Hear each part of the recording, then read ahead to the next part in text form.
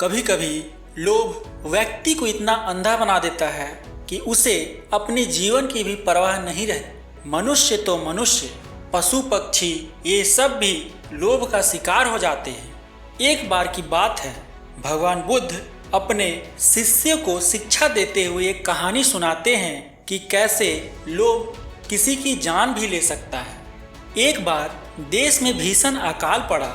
पशु पक्षी और मनुष्य भूख से मरने लगे। एक स्थान पर पक्षियों का एक दल भी रहता था। जब मरने की नौबत आ गई तो दल का राजा बोला, चलो उड़कर पहाड़ की ओर चले, पहाड़ पर कुछ न कुछ खाने को मिल जाएगा। पक्षियों का दल पहाड़ की ओर उड़ चला। पहाड़ पर कुछ घास फूस तो मिले, मगर अन्न का दाना नहीं मिला। पक्षियों के दल में एक लोभी भी रहता था। एक रात उसने सोचा, पहाड़ के नीचे चलकर देखना चाहिए, शायद कहीं खाने को अनाज मिल जाए। वह पहाड़ के नीचे आ पहुंचा। सूर्योदय होते ही अन्न खोजने लगा।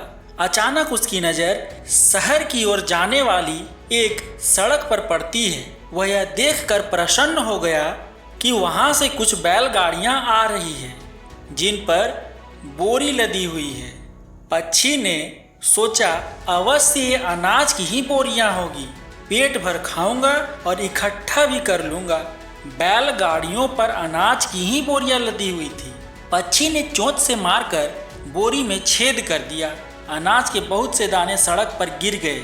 पक्षी ने पेट भर दाने खाए और अपने दल में जाकर मिल गया। दल के पक्षियों ने पूछा, कहीं पर कुछ खाने को एक दाना मिला?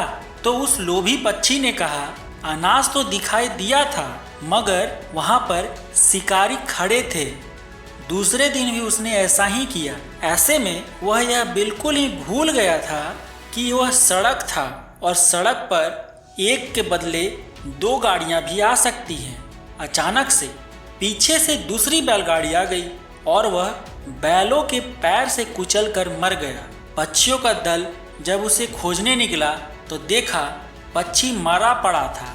पक्षी के राजा को यह समझते देर नहीं लगी कि यह लोभी को अनाज के बारे में पता था, लेकिन उसने हम सब से विश्वासघात करना चाहा और लोभ के कारण ही इसकी मृत्यु हो गई। गौतम बुद्ध ने अपने शिष्य को यह कहानी सुनाते हुए कहा कि हमें कभी भी लोभ नहीं करना चाहिए। लोभ ही दुखों का मूल कारण होता है।